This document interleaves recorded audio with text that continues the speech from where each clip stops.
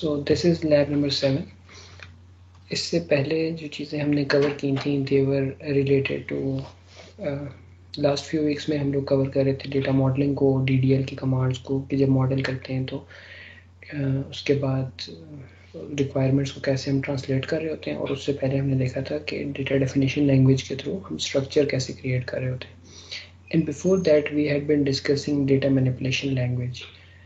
Just to revise the concepts, आपके पास database management system को एड्रेस करने के लिए जो लैंग्वेज आप यूज़ कर रहे हैं that is called SQL, structured query language.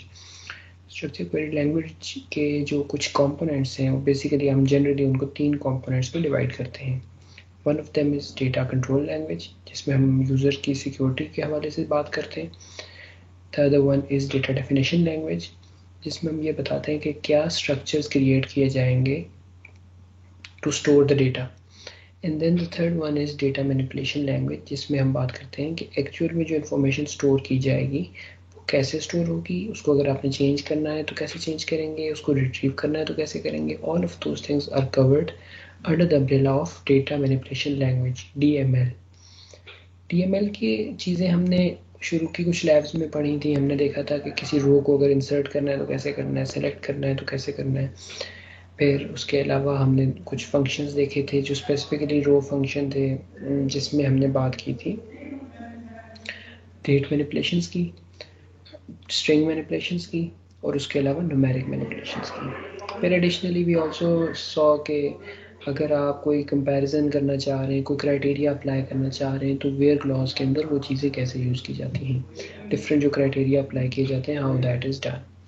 तो ये आपके पास एक तरीका होता है DML के अंदर जो मेजर आपके कुछ ऑपरेशन होते हैं। आज हम फर्दर कंटिन्यू करेंगे DML के ऑपरेशंस को ही, कि आज का जो हमारा टॉपिक है that covers basically use of some keywords.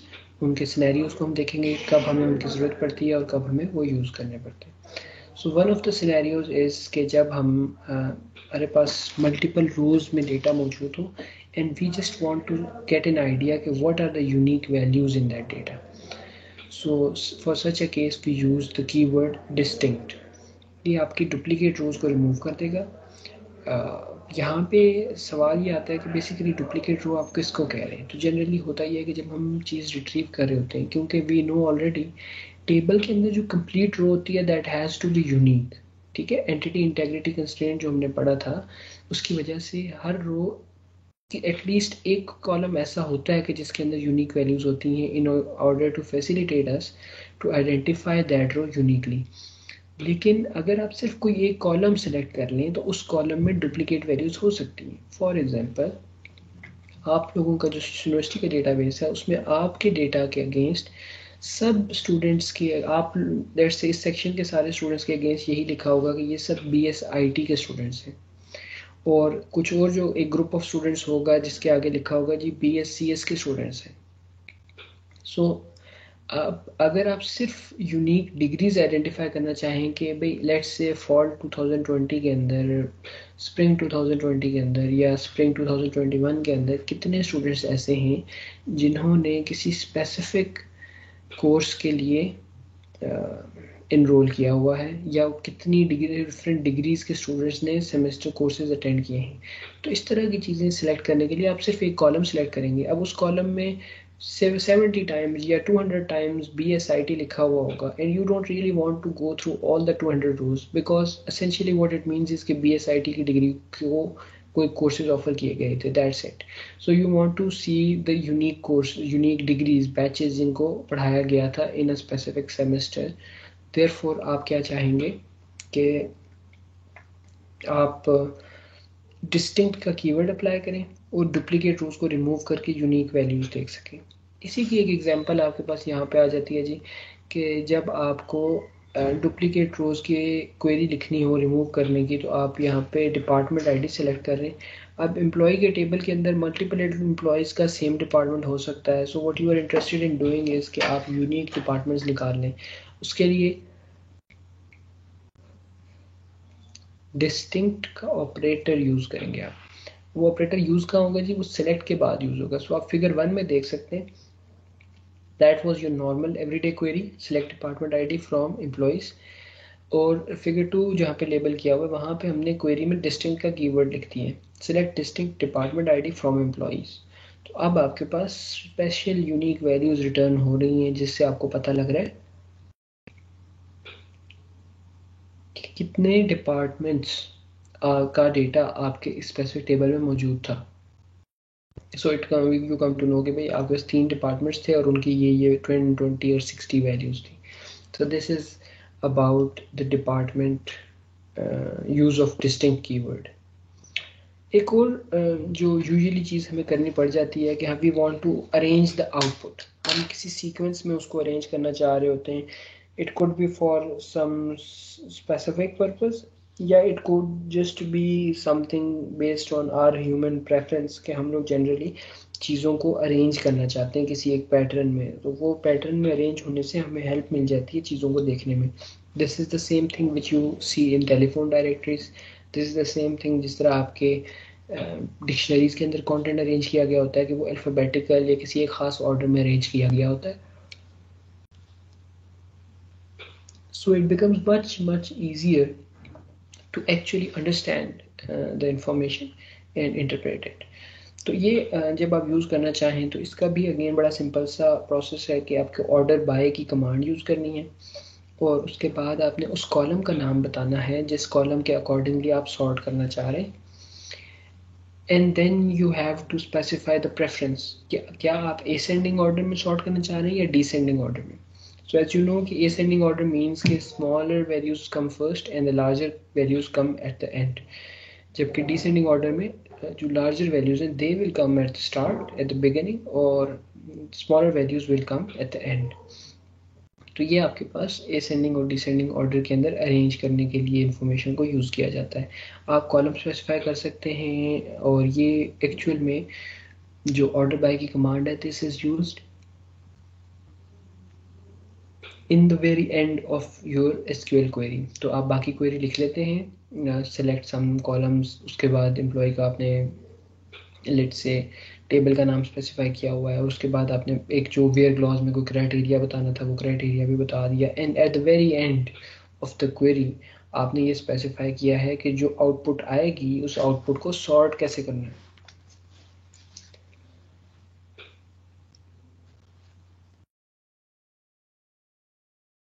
So for this specific topics that we have covered above, इससे रिलेटेड हमारे पास ये टास्क नंबर 1 है। I have just identified the task to make things clearer for you, कि ताकि आपको ये अंदाज़ा हो कि कौन से वाले टॉपिक्स से रिलेटेड कौन सा टास्क है, so that even if you have to look through the documentation again you can easily identify and solve this problems. अच्छा, फिर इसमें एक चीज़ हमारे पास एक ख़ास सिनेरियो और आ जाता है बिटवीन का, इन और लाइक का, कि जब आपको डिफरेंट रेंज ऑफ वैल्यूज़ के साथ डील करना पड़ रहा है तो अब बार बार वेयर क्लॉज के अंदर एंड लिखना इन और या और के थ्रू मल्टीपल कंपैरिजन ऑपरेशंस को स्पेसिफाई करना can become a tedious task. तो उस चीज़ के लिए कुछ स्पेसिफिक हमने कंपैरिजन कह लें और कुछ ऑपरेटर्स बना लिए हमने एसक्यूएल के और उन ऑपरेटर्स को हम यूटिलाइज करते हैं। अच्छा, उन ऑपरेटर्स में से एक ऑपरेटर है जी बिटवीन का operator. This operator is very very useful specifically for the scenarios जहाँ पे आपके पास न्यूमेरिक वैल्यूज होती हैं and there is a range of values. तो you can not generally specify all those 100 or 1000 values. For example in the query shown here आपके पास लिखा आ रहा है सिलेक्ट ई नेम और salary from the table employee where. अब वो बता रहा है कि क्राइटेरिया क्या होना चाहिए जी, क्राइटेरिया ये होना चाहिए कि salary is between 1300 and 2300। Now that salary could have been 1301, 1302, 1303 and up to all the way up to 2300, यानी कि there were at least 1000 values. अगर आप डेसिमल प्लेसेस की बात ना भी करें तब भी इंटीजर वैल्यूज में 1000 वैल्यूज हो सकती थी। इन सब 1000 वैल्यूज के लिए अगर आपको अलग अलग से वेयर क्लॉज में क्राइटेरिया स्पेसिफाई करना पड़ जाता तो it would have been too much struggle, गलती के चांसेस बढ़ जाते हैं, रीडेबिलिटी कॉम्प्रोमाइज हो जाती है। ठीक है, तो इस चीज़ को फैसिलिटेट करने के लिए हमने बिटवीन का कीवर्ड बनाया। तो बिटवीन का कीवर्ड क्या करता है कि वो सारी रेंजेस के बीच, पूरी रेंज के बीच में जितनी भी वैल्यूज़ हैं उन सब में से कोई भी वैल्यू आ जाएगी तो वो क्राइटेरिया पे उसको क्वालिफाई कर देगा कि yes this applies, the criteria is fulfilled. तो this is how between operator facilitates us as users in this writing of SQL queries. अच्छा, इसी तरह अब ये थोड़ा सा सिमिलर काइंड ऑफ सिनेरियो आ जाता है कि यहाँ पे तो आपको सारी वैल्यूज एक रेंज के अंदर चाहिए थी, but let's say it's not a range but still it's a series of values, the values are specific but they are let's say a lot of numbers, एक दो नहीं है बल्कि शायद 50 हो सकती हैं, 60 हो सकती हैं, इट कुड बी 100 वैल्यूज। तो उन स्पेसिफिक वैल्यूज से मैच करना, तो अगेन आपको वेयर क्लॉज के अंदर बार बार कंपैरिजन ऑपरेटर स्पेसिफाई करना is something of a difficult task, and not to mention the challenges with readability and chances of error that increase by writing such queries, redundancy due to।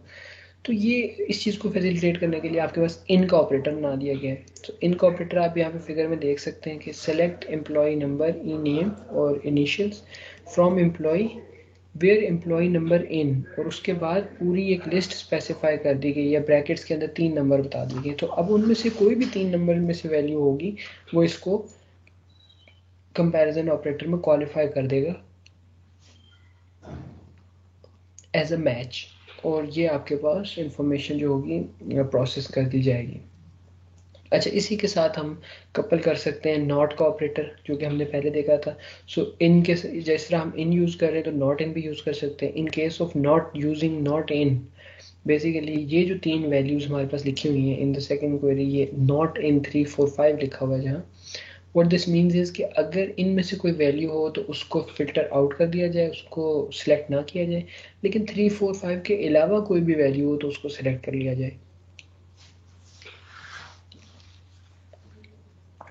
तो ये आपके पास दो ख़ास किस्म के ऑपरेटर हैं, unique circumstances में यूज़ होते हैं।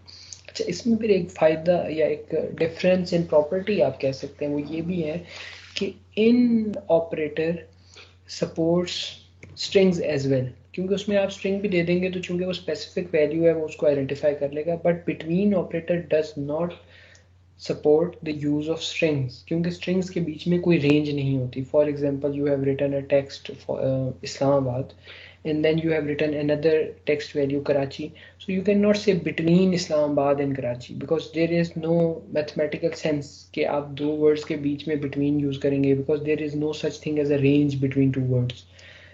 हाँ, लेकिन आप उसको इन ऑपरेटर के थ्रू यूज़ कर सकते हैं। Let's say you want to specify कि अगर कोई एम्प्लॉई, सम एम्प्लॉई या some students belong to Islamabad और कराची, तो उसका नाम सेलेक्ट करें, तो in that case you can use in operator. There is another operator that is used mostly with the matching of strings, and that operator is called like operator। ये जो like का operator है ये essentially आपके पास pattern matching के लिए use होता है। when you have a certain amount of data, उसके ऊपर आप आइडेंटिफाई करना चाह रहे हैं कि इन स्ट्रिंग्स में कोई पैटर्न आपको पता है और उस पैटर्न से मैचिंग जितने आइटम्स हैं उन्हें आप सेलेक्ट करना चाहते हैं। फॉर एग्जांपल, आपके पास लिस्ट ऑफ कंट्रीज है and what you want to identify is कि क्या कोई कितने ऐसे मुल्क हैं जिनके एंड पे TAN आता है। So now you have Pakistan, you have Bhutan, you have let's say Kazakhstan। तो ये आपके पास डिफरेंट ऐसे मुल्क आ रहे हैं जिनके नेम्स के लास्ट 3 कैरेक्टर्स आर TAN। तो यहाँ पे फिर हम लाइक कैरेक्टर, लाइक का ऑपरेटर यूज़ करते हैं और उसके साथ पैटर्न मैचिंग करते हैं। अच्छा, पैटर्न मैचिंग के लिए फिर आपके पास इस तरह in this example what is shown here is कि ampersand means कि there can be any number of characters, 0 to n, there can be any number of characters, but then after those characters there should be an R, there must be an R written in the capital letters, और उसके बाद भी there can be any number of characters। So using ampersand sign, ये जो percentage का symbol है, इससे मुराद ये होती है कि ऐसा भी हो सकता है कि किसी नाम, कोई कैरेक्टर जहाँ जिस फील्ड से ये मैच की जा रही है वहाँ पे सिर्फ R का ही कैरेक्टर हो, यानी कि शुरू में भी कुछ ना हो और एंड में भी कुछ ना हो, because for ampersand zero is also an option कि देयर इज़ नो कैरेक्टर, दोनों ना कहीं किसी कैरेक्टर का ना होना भी एक ऑप्शन है। तो ये आपके पास लाइक का यूजेज आ जाता है, जिसको फिर आप देखेंगे जब आप लोग ये टास्क परफॉर्म करेंगे। तो ये टास्क नंबर 2, 3, 4 और 5 are related with these 3 scenarios. अच्छा, फिर एक और सिनेरियो भी बाज़ दफ़ा आता है कि जब आप कुछ काम या कोई कैलकुलेशन परफॉर्म करना चाह रहे होते हैं, लेकिन actually you want to have it perform according to a certain criteria. वो जो क्राइटेरिया है उसको स्पेसिफाई करने के लिए आपके पास जो प्रोग्रामिंग में एक चीज़ होती है कि अगर if something is according to this criteria then do this, else if criteria is something else then do that और so on। तो ये इस तरह की चीज़ को स्पेसिफाई करने के लिए आपके पास in SQL there is support of a structure called case expressions। तो आप case expressions कैसे डिफाइन करते हैं जी? केस एक्सप्रेशन डिफाइन करने का बड़ा सिंपल तरीका है कि जो कॉलम आपने सेलेक्ट करने हैं वो तो आपने बता दिए, उसके बाद केस का कीवर्ड यूज़ किया, जिस कॉलम पे केस अप्लाई करना था उसका नाम बताया, इन this case it was job ID, और उसके बाद आपने क्राइटेरिया बताना शुरू कर दिया कि for example when job ID is IT programmer let's say, तो फिर क्या करना है कि उसकी जो सैलरी है उसको 1.10 से मल्टीप्लाई करना है। लेकिन अगर आईटी प्रोग्रामर नहीं है तो फिर ये चेक करो कि क्या उसका value let's say station clerk है, जो STCLERK लिखा हुआ है। अच्छा, अगर वो है तो फिर 1.15 से मल्टीप्लाई करें। अच्छा, इट कुड ऑल्सो भी कि ये इन दोनों में से कोई वैल्यू ना हो, तो थर्ड वैल्यू आपके पास ये चेक करेंगे क्या ये सेल्स रिप्रेजेंटेटिव है। अगर ऐसा है तो 1.20 से मल्टीप्लाई कर दें सैलरी को। एंड देन इफ़ मतलब जितने आपने क्राइटेरिया स्पेसिफाई करने थे आपने करने के बाद सोचा कि अगर इनमें से कोई भी नहीं है तो फिर क्या करना है। So it could have been anything, in this case आपने कह दिया कि एल्स सैलरी, कि वट एवर, अगर इन तीनों में से कोई क्राइटेरिया नहीं है तो what ever the value of original salary was written करना है उसको। और उसके बाद हमने एंड का कीवर्ड यूज़ किया है टू इंडिकेट कि केस की स्टेटमेंट एंड हो रही है यहाँ पे। और उसके बाद हमने एक एलियस मेंशन कर दिया है, which we aliases we have already covered in previous labs. तो एलियस वाज रिवाइज्ड सैलरी। और उसके बाद हमने फ्रॉम एम्प्लॉयज़ यानी एम्प्लॉय के टेबल के स्पेसिफाई कर दिया कि इस टेबल की बेस पे इंफॉर्मेशन प्रोसेस करनी है। अच्छा, अब अगर आप आउटपुट देखें तो आउटपुट के अंदर आपको नज़र आ रहा है जी last name, job ID, salary, और उसके बाद रिवाइज्ड सैलरी। अच्छा, revised salary is the column that has been calculated using case job ID. अब यहाँ पे आपको डिफरेंट वैल्यूज़ मिलेंगी, जैसे आईटी प्रोग्रामर के लिए कुछ डिफरेंट कैलकुलेशन की गई है, अगर मैनेजर है तो उसके लिए कुछ और की गई है, सेल्स रेप है तो उसके लिए different calculation has been performed. और एक चीज़ जो अगर आप नोट करें तो अकाउंट AC अकाउंट जो जॉब आईडी है उसकी जो ओरिजिनल सैलरी थी उसकी वही रिवाइज सैलरी भी वही है। द रीज़न बीइंग कि हमने स्पेसिफाई इस तरह किया था कि अगर आईटी प्रोग्रामर, क्लर्क और रेप के अलावा कोई इन्फॉर्मेशन आए तो उसकी सैलरी को इंक्रीज़ नहीं करना, बल्कि एज इट इज़ वो उसी तरह प्रेजेंट करनी है। So this is something a way to use the case statement. You can go through all this documentation also, just to clarify your issues just in case। हम एक और concept देखते हैं जी, एग्रीगेट फंक्शंस का। ये भी बड़ा एक इम्पॉर्टेंट कॉन्सेप्ट है।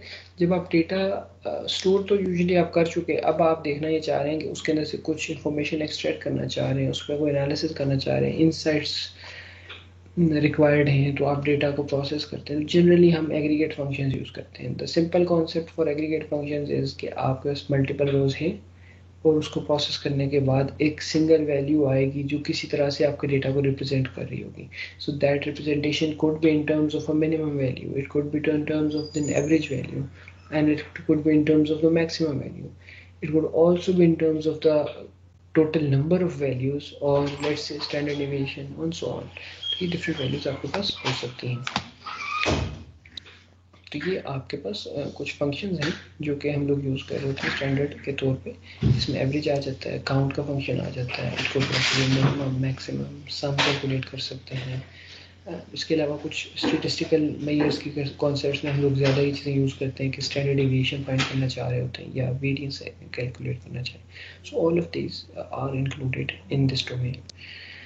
और ये सब एग्रीगेट फंक्शंस की कैटेगरी में आते हैं. The reason we call them so is कि आपके पास एक सेट ऑफ रोज़ को प्रोसेस किया जाता है और एक सिंगल रो रिटर्न की जाती है. इससे पहले जो हमने पढ़े थे functions, they were single row functions. They were mostly processing all of the rows individually और हर रो का इंडिविजुअल वैल्यू रिटर्न करते थे.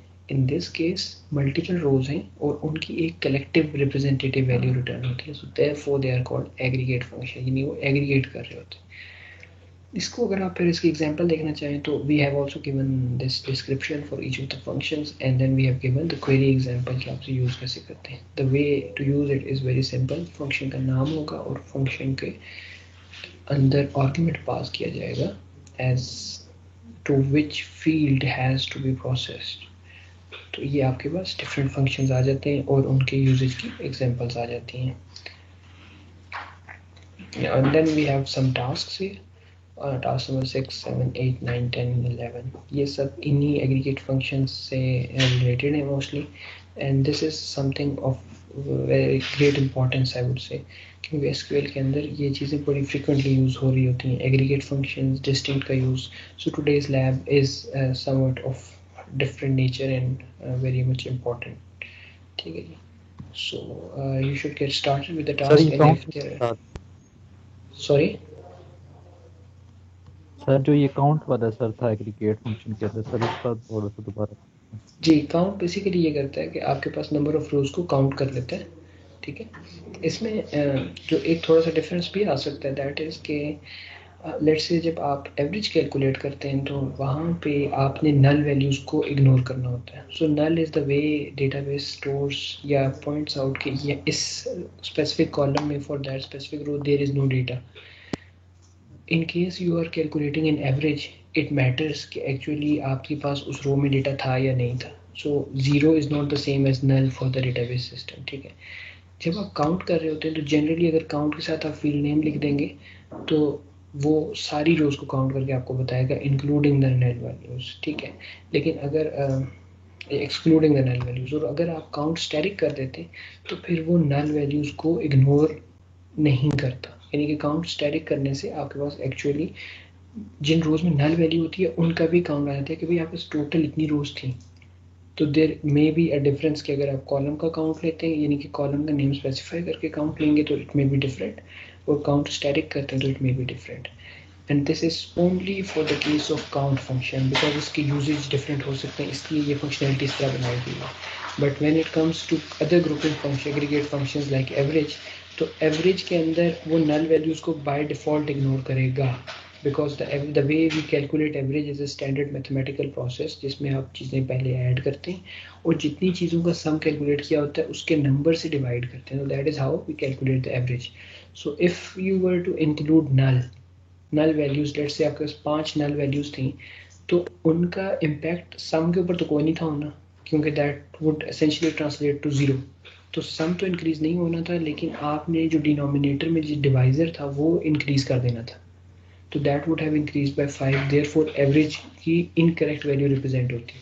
तो हमने जो बाकी स्टेटिस्टिकल मेजर्स हैं such as average, max and sum, standard deviation, वहाँ पे हमने इसको नल को इग्नोर करने के अकॉर्डिंगली डिज़ाइन किया है.